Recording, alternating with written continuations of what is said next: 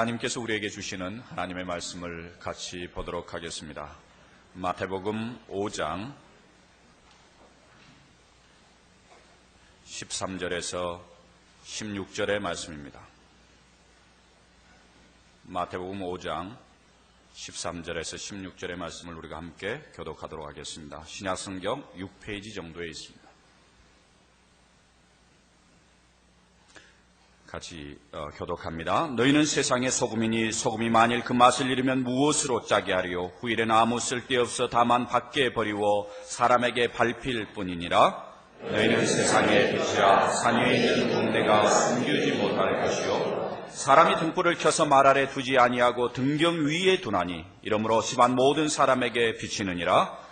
이같이 너희의 빛을 사람 앞에 비치게 하여 저희로 너희 착한 행실을 보고 하늘에 계신 너희 아버지께 영광을 돌리게 하라. 아멘. 읽어드린 이 말씀을 중심으로 해서 세상의 소금, 세상의 빛이라는 제목으로 우리 옥하는 목사님께서 말씀을 전해 주시겠습니다.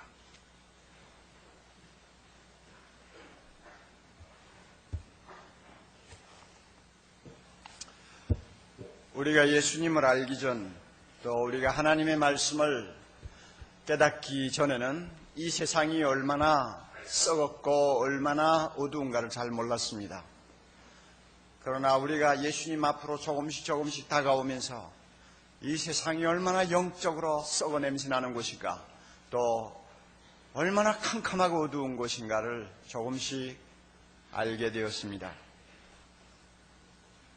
우리 눈에 그렇다면 예수님의 눈에는 오죽하겠어요? 캄캄한 세상을 앞에 놓고 더 썩어 냄새나는 세상을 앞에 놓고 예수님은 이렇게 말씀합니다. 너희는 세상의 소금이니라. 너희는 세상의 빛이니라. 여기에 너희라는 말은 굉장한 강조형입니다. 너희만이 세상의 소금이야. 너희만이 세상의 빛이야.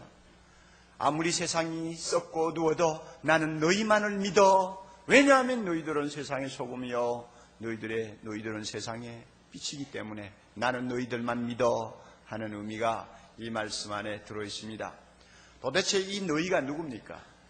예수님 앞에서 말씀을 듣고 있는 12 제자들이 우선적으로 해당이 되겠죠. 그리고 그 제자들을 통해서 복음을 듣고 오늘 이처럼 하나님의 말씀을 펴고 주님의 음성을 다시 듣는 우리 모두가 너희에 해당되겠죠. 그러나 예수님의 말씀을 들으면 참 어처구니가 없다는 생각이 듭니다.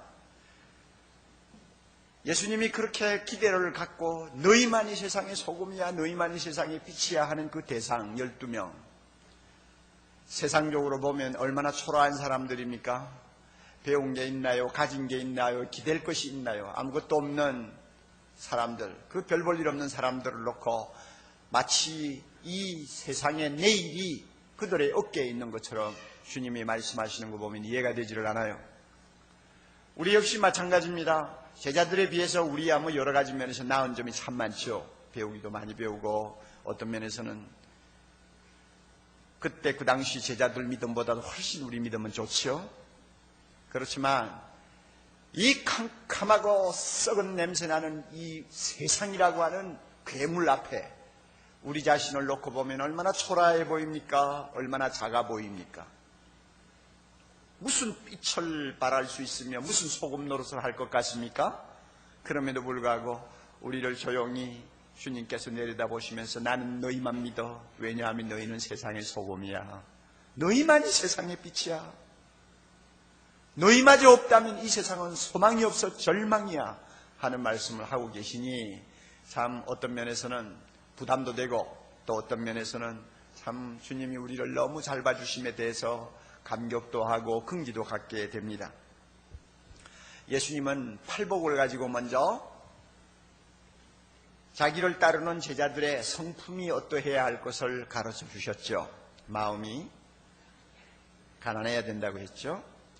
애통하고 또 의에 줄이고 목말라야 되고, 그리고 마음이 청결해야 되고 화평케해야 되고, 또 마지막에는 의를 위하여 핍박을 받을 수 있는 그런 작은 예수로서의 성품을 가져야 된다고 말씀하셨어요.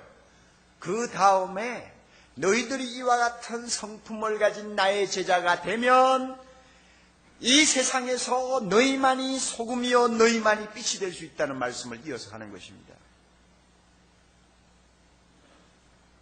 그러므로 아마 팔복의 그 요건을 우리가 제대로 갖추지 못하면 오늘 말씀이 실제로 우리하고 관계가 없을지도 몰라요.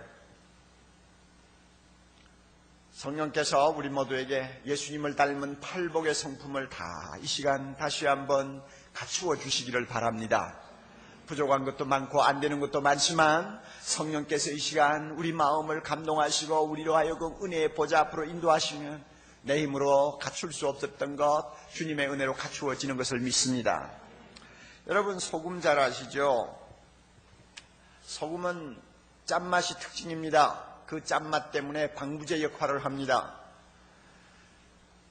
예수님이 사시던 그 당시 지중해 연안만 해도 온도가 꽤 높은 지역 아닙니까? 그렇기 때문에 냉장고도 없던 시절 무슨 식품을 좀 오래 보관하려면 대안이 없었어요. 그런데 이 소금만 넣어 놓으면 적어도 한두 달은 식품을 신선하게 보존할 수 있었기 때문에 그 당시 사람들은 하늘의 태양 말고 이 세상에서 제일 소중히 여기는 것이 소금이다. 이런 말을 할 정도로 소금을 무척 아끼고 또 귀히 여겼다고 합니다.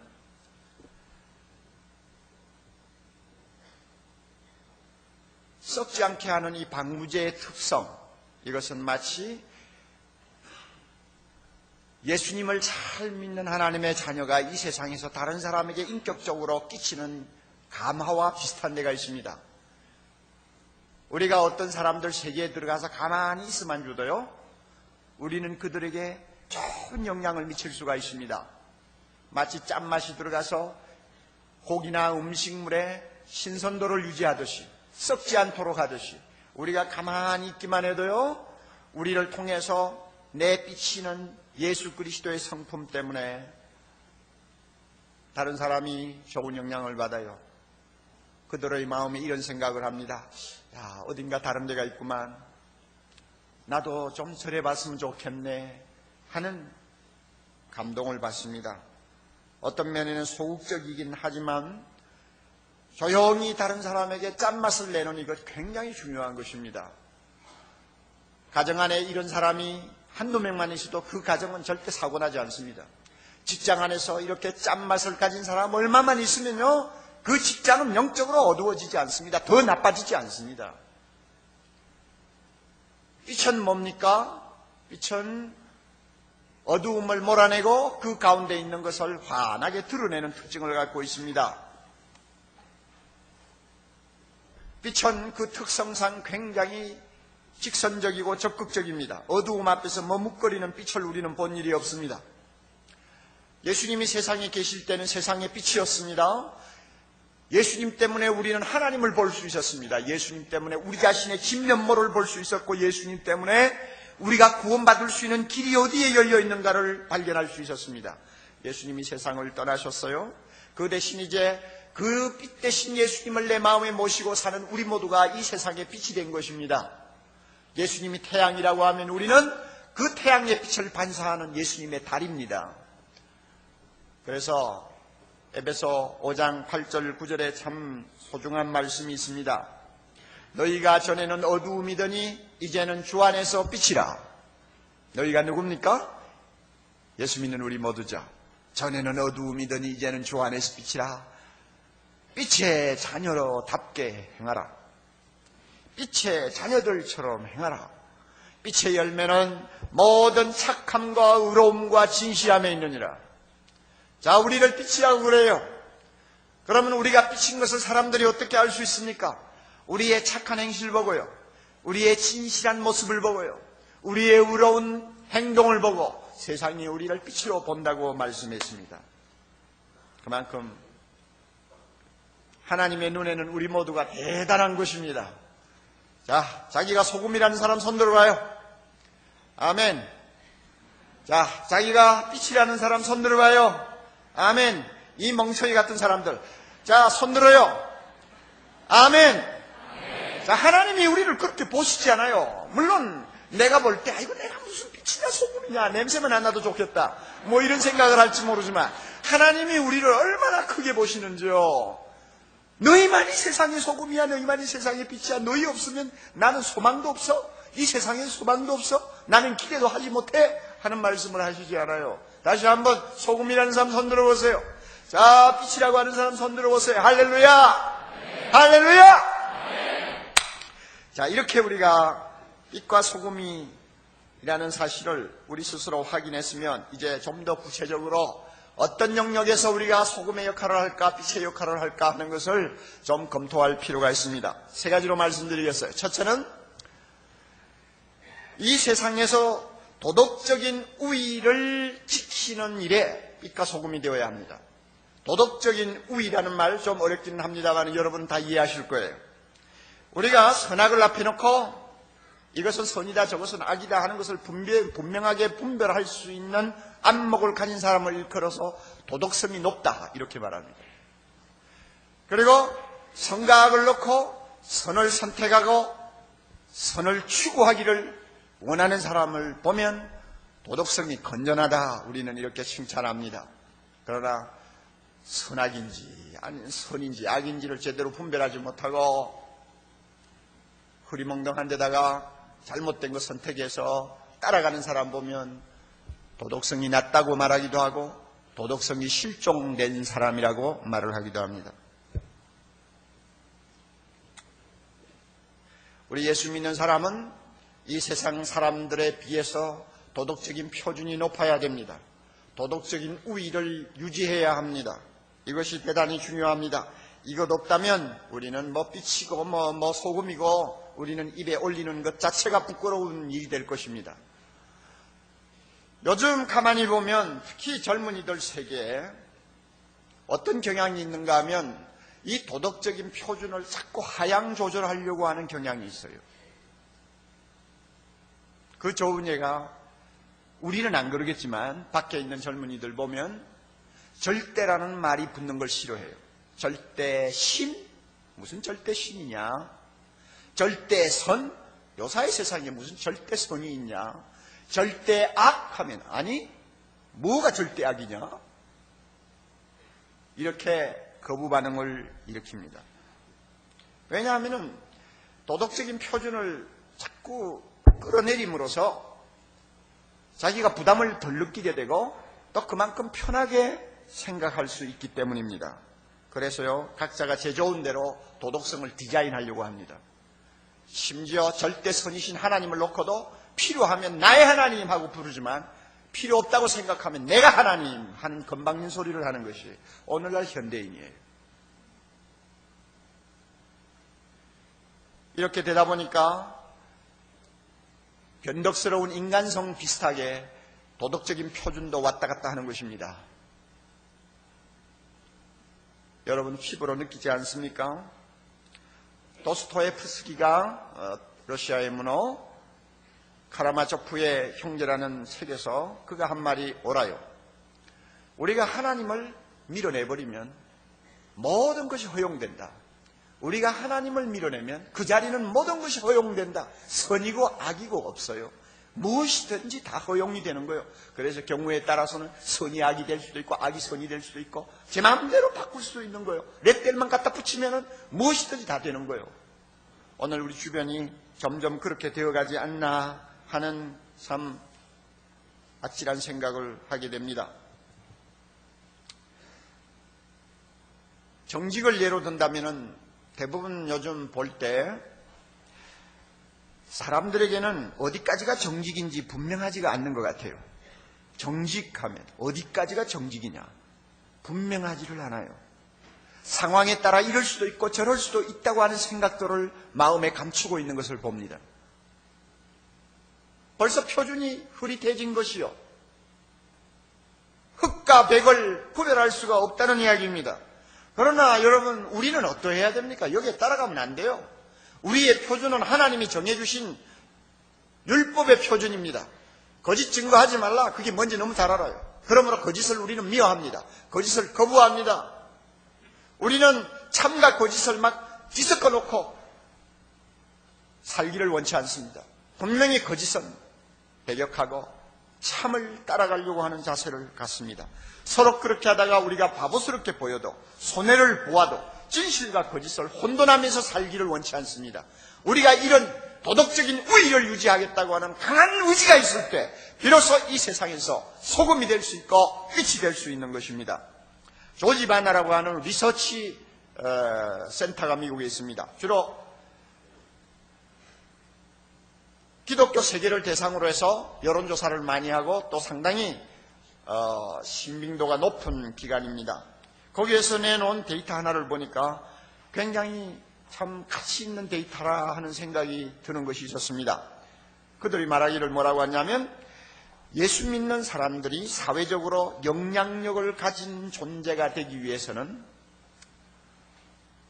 도덕성에 있어서 예수 안 믿는 사람들에 비해 예수 믿는 사람들은 40% 이상의 격차가 있어야 된다. 그럴 때 영향력을 끼칠 수 있다고 합니다. 정직이라는 것을 예를 들면 이렇습니다. 예수 안 믿는 사람 100명을 모아놓고 그 가운데서 정직한 사람이 몇 명이냐? 20명이 나왔다고 합시다. 정직한 사람 불신자 중에 20명이 있어요. 자, 그러면 예수 믿는 사람 100명 모아놓고 그 가운데서 정직한 사람이 몇 명 나와야 됩니까? 40%의 격차가 있어야 된다고 한다면 적어도 몇 명이 정직해야 합니까? 80명, 90명이 정직해야 됩니다. 그래요? 그래야만이 이 사회에 뭔가 영향을 줄 수 있다 그 말이요. 소금이 되고 빛이 될 수 있다는 말입니다. 그런데 실제로 조사를 해보니까 그 정도의 수치가 나오지를 않는다는 거예요. 정직에 대해서 말하기보다 좀 더 실감나는 이야기를 하죠. 포르노 영화를 놓고 미국에 있는 그리스도인들에게 물었다고 합니다. 당신은 가끔 종종 이 음란 영화를 봅니까? 그랬더니 참 그들이 솔직하게 대답을 했어요. 크리스찬 100명 가운데서 30명이 가끔 본다고 그랬습니다. 안 믿는 사람들 100명 모아놓고 조사를 했어요. 포르노 영화를 가끔 봅니까? 예, 봅니다. 몇 명이 나왔느냐? 40명이 나왔어요. 자, 여러분 보세요. 이건 차이가 없는 거예요. 30대 40. 10명 많다는 것 가지고는 도무지 영향력을 행사할 수가 없어요. 너나 나나 뭐 비슷한데 뭘.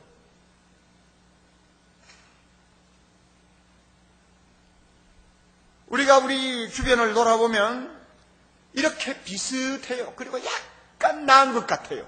이것 가지고는 도덕적인 우위를 유지할 수가 없어요. 도덕적인 우위가 유지되지 않으면 그리스도인이 소금이라고 아무리 떠들어도 그건 다 헛소리고 빛이라고 아무리 소리쳐도 그것은 자기 선전에 지나지 않습니다. 우리가 이 사회에 영향을 주고 짠맛을 내기를 원하면 또 강렬한 빛을 비추기를 원하면 도덕적인 면에서 달라도 한참 달라야 돼요. 격차가 나도 한참 나야 돼요. 그래야만이 가능합니다. 우리가 그렇지를 못할 때가 많다는 것을 놓고 우리 주님 앞에 얼마나 죄송하게 생각하는지 모릅니다. 저나 여러분이나 참 회개하는 마음으로 이 말씀을 듣고 기도하는 마음으로 이 말씀을 마음에 새겨야 합니다. 어느 목사님이 캐톨릭 유선 텔레비를 보고 느낀 것을 저에게 이야기하는 것을 들었습니다. 거기에 요셉의 이야기를 드라마로 아마 방영을 했나 봐요. 우리가 잘 아는 바와 같이 요셉은 10대 소년으로 애굽에 팔려가서 노예가 되었습니다. 요즘 말하면 대통령 경호실장이라고 할 수 있는 애굽의 바로왕의 제일 그 경호실장 보디발의 집에 드디어 팔려서 노예 생활을 하다가 신임을 얻어서 그 가정의 총무가 되었죠. 이제 나이가 20대 중반을 넘어섭니다. 얼마나 젊음이 광채가 나는 멋진 젊은이였는지요. 얼마나 참 우아하고 잘생기고 똑똑한 청년으로 비쳤는지 모릅니다. 우리가 성경을 읽어도 대충 알 수 있잖아요. 그러니까 누가 눈독을 들였느냐 하면은 보디발의 아내가 눈독을 들였습니다. 상대가 노예니까 뭐 내 맘대로 즐길 수 있다 생각을 했는지도 모르죠. 그래가지고 날마다 꼬십니다. 날마다 꼬셔요. 같이 잠자리에 들어가자고 날마다 꼬셔요. 요셉이 거절했습니다. 거절했습니다. 자기 주인의 아내이기 때문에 그럴 수 없다고 생각했어요. 그래가 도망 다녔습니다. 그러다가 어느 날 그만 불행하게도 아무도 없는 집안에서 둘이서 마주쳤습니다. 여자가 남자의 옷자락을 잡고 사정을 합니다. 너무너무 급한 나머지 요셉은 자기도 모르게 그냥 웃옷을 활딱 벗어놓고 막 도망갔어요. 요셉이 도망가는 모습을 보면서 이 여자가 요셉의 옷을 움켜쥐고 드디어 그리움이 증오로 바뀌었습니다. 이놈의 새끼 보자. 내가 너를 가만히 둘 줄 아냐? 너는 오늘 끝장이다. 이놈아. 이러면서 이를 부득부득 갈았어요. 저녁에 남편이 돌아오기를 기다렸습니다. 드디어 남편이 오자마자 옷을 내놓으면서 당신이 말이죠. 돈을 주고 사온 히브리 소년 저 요셉이라는 사람 말이야. 나를 성폭행하려고 달려들길래 내가 소리를 질렀더니 옷을 벗어놓고 도망갔다고. 당신이 알아서 하라고. 이랬어요. 그랬더니 보디발이 참 불쾌했겠죠. 그래서 요셉을 감옥에다 집어넣었습니다. 그런데 이거는 있을 수가 없어요. 감옥에 넣을 수가 없어요. 그 집안 주인의 아내를 범하려고 한 사람이면 감옥이 필요 없어요. 그 자리에서 당장 죽여요. 그러면 노예인데요. 뭐 재판이 필요합니까? 당장 죽여버리는 것이 그 당시의 상황이요. 살려놓을 수가 없어요. 보디발의 아내로서는 당장 요셉을 죽인다고 생각했는데 남편이 살려가지고 감옥에다 집어넣는단 말이에요. 그러니까 화가 났어요. 그날 밤에 남편을 걸고 넘어졌습니다. 당신 아내를 겁탈하려고 하는 그 나쁜 짐승 같은 놈을 그래 살려두고요? 뭐 때문에 살려두는 거요? 뭐가 좋아서 살려두는 거요? 그때 보디발이 이런 말을 했습니다. 여보, 나는 지금까지 요셉이 하나님의 이름을 가지고 하는 말을 한 번도 거짓말이라고 생각해 본 일이 없어. 나는 그가 하는 말을 믿어요. 그랬더니 진짜 이 부인이 화가 머리 꼭대기까지 났습니다. 그러면 내가 거짓말했단 말이요? 내가 거짓말했어요? 하고 달려들었어요. 그랬더니 정말 보디발이 열을 받았어요. 자기도 모르게 막 주먹을 가지고 아내를 때리면서 이 여사 실현령 같은 내가 꼬셨지, 내가 꼬리쳤지, 내가 꼬리친 거지 하고 막 두들겨 팼어요.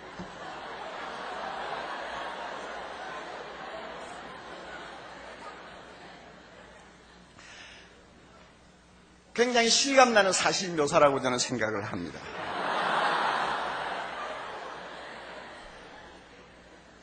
왜 보디발이 요셉의 말을 아내의 말보다 더 믿었을까요? 요셉의 도덕성이 얼마나 높은가를 알았어요. 요셉은 내가 하나님 앞에 이런 악한 짓을 할 수가 없습니다. 요셉의 도덕적인 표준은 하나님이었어요. 사람도 아니고 상황도 아니었어요. 오직 하나님이요. 평소에 보디발이 그것을 보고 있었습니다. 그러므로 요셉이 하나님의 이름을 걸면서 맹세하다시피 하는 말에는 절대로 거짓이 없다는 걸 알았어요. 우리가 세상을 살면서 어느 정도 도덕성의 우위를 유지해야 되느냐? 이 정도는 유지해야 된다 그 말입니다. 그럴 때 우리가 빛이요 소금이라고 말할 수가 있습니다. 두 번째로는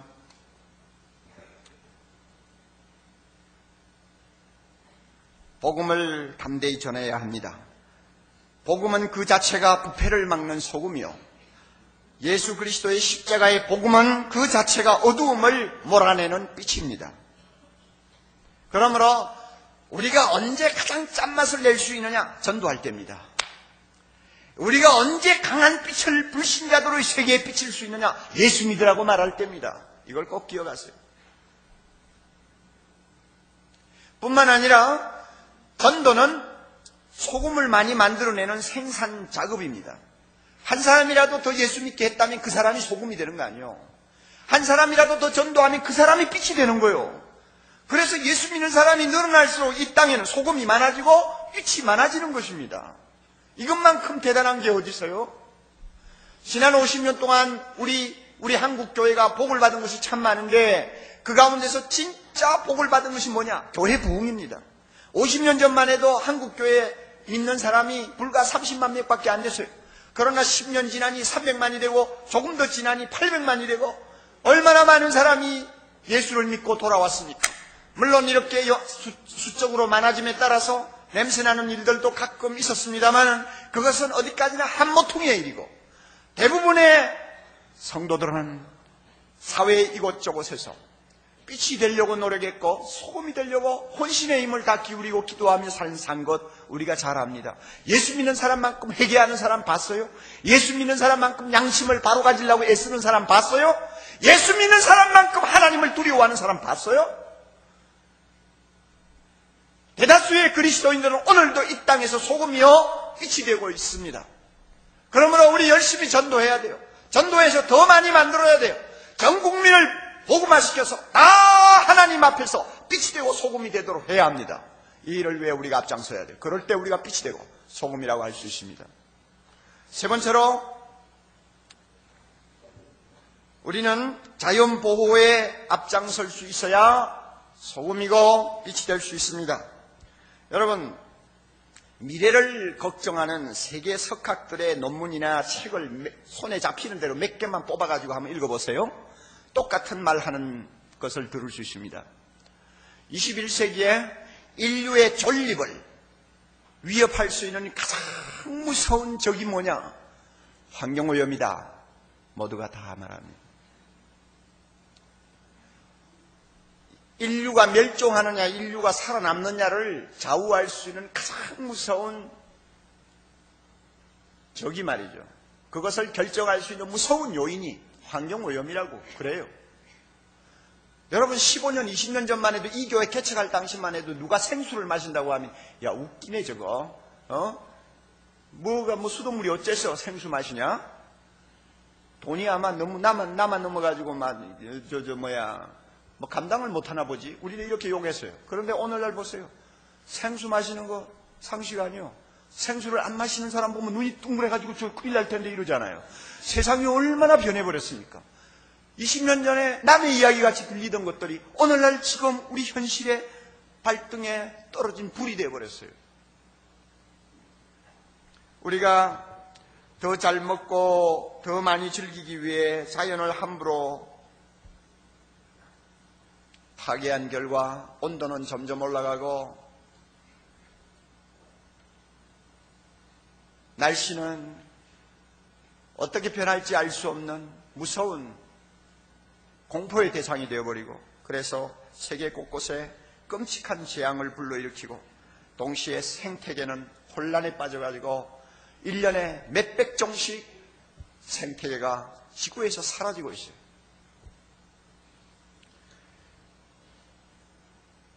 저는 우리나라만큼 자연 파괴를 예사로 하는 나라가 또 있는지 모르겠어요.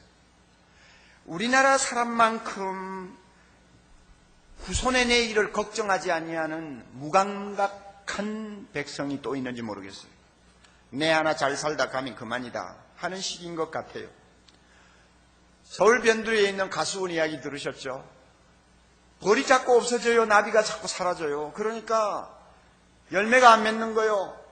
사람이 다니면서 벌처럼 수정을 시키고 있어요. 나비처럼 수정을 시키고 있어요. 이 세상에 이게 도대체 어떻게 된 겁니까? 나비와 벌을 다 죽여놓고 지가 뭔데 벌처럼 나비처럼 따라다니면서 수정을 합니까? 여러분 한번 보세요. 이게 보통 문제가 아니요.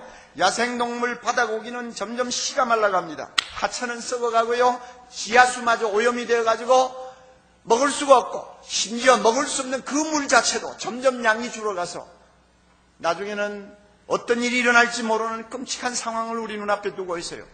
세계 약 150개 국가 중에 200개 국가 중에 물 부족 국가의 하나로 한국이 꼽힌다는 거 여러분 아시죠? 정부는 환경 보호에 대한 미래의 청사진이 없는 것 같아요. 없는 것 같은 것이 아니라 없어요. 아예 환경부만 만들어놨지 아무 소용이 없는 정부 기구만 가지고 예산만 쓰고 있어요. 경제 논리에 끌려다니느라 손바닥만한 땅과 바다를 방치해두고 있어요. 지난 6년 동안 준농림지 개발을 허용해가지고 전국이 어떤 꼴이 되었습니까? 마치 일대가 달려들어서 갈기갈기 찢어놓고 물어 뜯어놓은 짐승의 사체처럼 전 국토가 엉망이 되어가잖아요. 그럼에도 불구하고 가만히 못 본 채 하고 있다가 신문이 떠드니까 뒷북이나 치고 말이죠. 이게 오늘날 한국 정부요.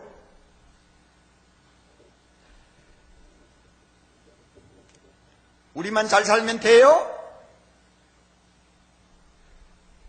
환경운동의 정신적 스승이라고 하는 분이 있습니다. 미국에 살아계시는 생존자 중에 가장 존경받는 50인 중에 하나입니다. 레스터 브라운이라고 하는 분입니다. 그를 우리나라 모일간지 기자가 인터뷰를 한 것을 제가 읽어보았습니다. 그가 하는 말 가운데 참 가슴이 섬찟한 이야기 하나가 있었어요. 만일 우리가 지금처럼 환경을 계속 파괴해가면 얼마 안 있어서 우리 후손은 우리를 절대로 용서하지 아니할 것입니다. 우리를 절대로 용서하지 않을 것입니다. 용서하지 않는다는 그 말이 저의 마음에 꽉 박혔어요. 맞았어. 나라도 용서하지 않아. 나라도 용서하지 않아.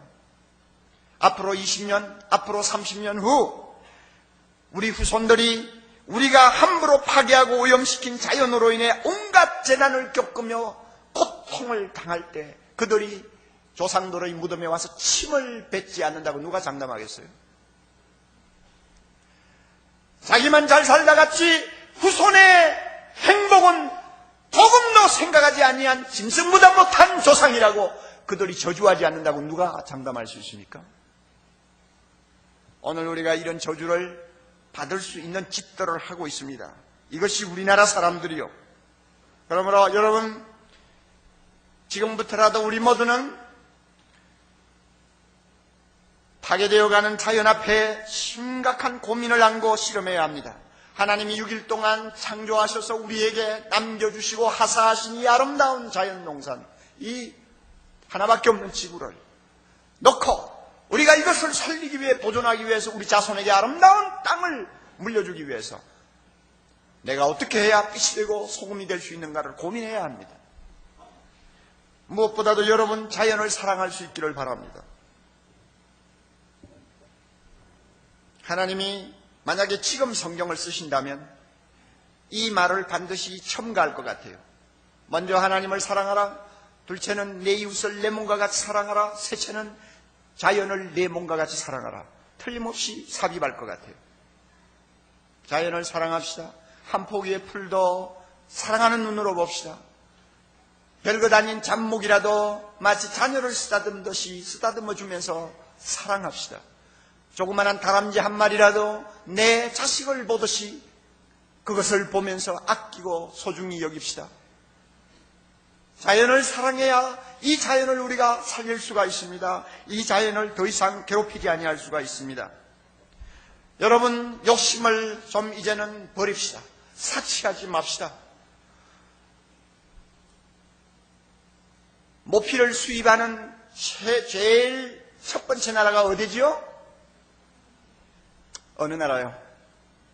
기가 막힌 이야기죠. 이 조그마한 나라에서 왜 그 모피를 수입합니까? 날씨가 뭐가 그리 춥다고 짐승 가죽을 뒤집어 쓰고 돌아다녀요? 예? 우리가 모피를 그만큼 과잉 수입함으로써 생태계가 파괴되는 거예요. 짐승 한 마리라도 더 죽는 거예요. 예? 정말 왜 이런 짓을 하는지 모르겠어요. 우리나라 사람들 제정신이 아니요. 녹용도 이제 좀 그만 먹어요. 예?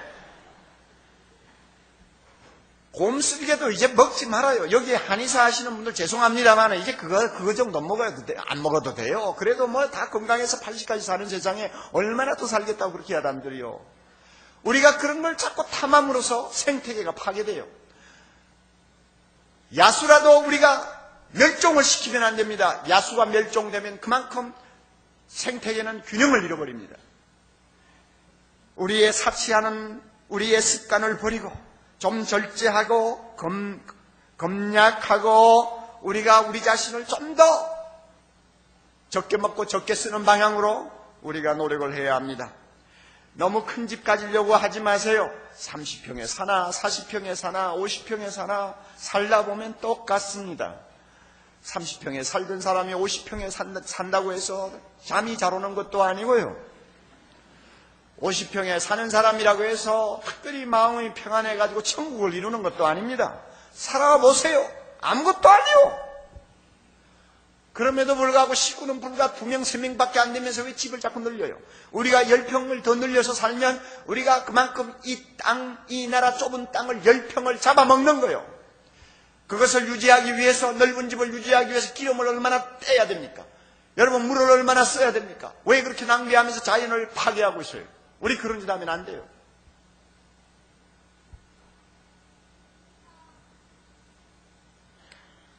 방금 소개한 레스터 브라운이라고 하는 그 하도 세계적으로 유명한 사람이니까 기자가 집에까지 쫓아갔나 봐요.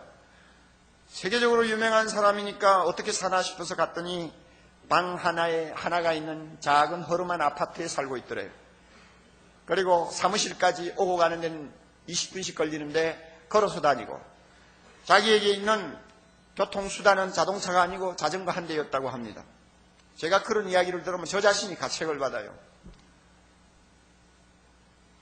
우리가 이렇게 근검 전략하려고 하는 노력, 비록 당장은 안 되지만 조금씩 근검 전략하려고 하는 노력을 가질 때 이 자연의 힘을 들어줄 수 있습니다. 오염되고 파괴되어가는 이 자연을 우리가 좀 끌어안을 수가 있습니다. 제가 하고 싶은 말 많지만 다 할 수가 없어요. 우리 교회 젊은이들, 대학부 청년부 젊은이들, 저는 상당히 의식이 건전한 사람인 줄 알지만 어떤 때는 실망 많이 합니다. 화장실에 들어가서 휴지 쓰는 거 보면 정말 실망해요. 아직도 정신 못 차려요. 사용할 만큼 사용하는 게 아니에요. 심심하니까 둘둘 말아요. 말아가지고 심심하니까 뒤집어 쓰고 엮고. 여러분, 이런 의식을 가지고 살고 있어요. 이래가지고 여러분, 분명히 제가 예언합니다. 저 같은 사람은 불과 1, 20년 안에 다 가요. 그러나 여러분이 살아야 될 앞으로 30년 후 여러분 피눈물을 쏟는 세상이 될 것입니다. 한번 생각해 보세요. 헨리 데이비스 오로우라고 하는 사람이 매우 의미 깊은 말을 했습니다. 간소화하고 간소화하십시오. 하루에 3끼를 먹는 대신 필요하면 한 끼만 먹으십시오. 100가지 요리를 5가지로 줄이십시오. 그리고 다른 일도 그런 식으로 줄이도록 하십시오. 자연보호에 앞장서는 빛과 소금이 될 수 있기를 바랍니다. 그래서 우리가 이 위급한 상황에서 우리가 해야 될 역할을 찾읍시다. 지금까지 3가지 여러분에게 말씀드렸습니다. 도덕성 우위를 유지하는 데 빛과 소금이 되자고 했습니다. 복음을 전하는 자로서 빛과 소금이 되자고 했습니다. 그리고 자연보호에 앞장서는 자로서 빛과 소금이 되자고 했습니다. 우리 신분은 감출 수가 없어요. 주님이 말씀하시지 않았어요? 너희는 세상의 빛이라. 산 위에 있는 동네가 숨기움을 받지 못하느니라. 저 이태리나 또는 지중해 연안의 여행을 가보면 저 높은 언덕, 높은 산 위에 아름다운 도시들이 자주 눈에 띕니다. 멀리서 보면 너무나 아름다워요. 밤에는 더 휘황찬란합니다. 숨길 수가 없어요. 우리 예수 믿는 사람은 우리 자신을 숨기고 가만히 있을 수가 없다고 합니다. 항상 노출되기 마련이요. 조금만 뭔가 잘하면 금방 소문이 나버려요. 조금만 뭔가 잘못하면 금방 냄새가 나요. 그렇잖아요. 우리 예수 믿는 사람은 우리 자신을 이렇게 감추어 놓을 수가 없어요. 그러므로 우리는 이 노출성을 최대한 이용해야 합니다. 좋아! 어디 가도 우리 자신을 숨길 수가 없다면 빛으로서 살자, 소금으로서 살자. 그러면은 굉장한 파급 효과를 우리는 누릴 수가 있다는 것입니다. 아멘. 그러므로 우리가 빛으로서 소금으로서 아름다운 환상을 가집시다. 우리나라를 도덕 선진국으로 만들겠다는 환상을 가집시다. 우리 국민 전부를 복음화시키겠다는 환상을 가집시다. 그리고 이 땅을 아름다운 금수강산으로 다시 만들어 우리 후손에게 잘 사는 나라로 넘겨주겠다고 하는 꿈을 가집시다. 그렇게 함으로써 이 세상 사람이 우리를 보고 하나님께 영광을 돌리는 놀라운 일들이 우리 앞에 일어날 수 있기를 바랍니다. 할 수 있습니다. 우리만 잘하면 할 수 있습니다. 사랑의 교회 3만 명만 빛이 되고 소금이 된다면 얼마든지 할 수 있습니다. 환상을 가지고 우리 모두 다시 세상을 향해서 달려나가는 은혜가 있기를 바랍니다. 다 같이 기도하겠습니다.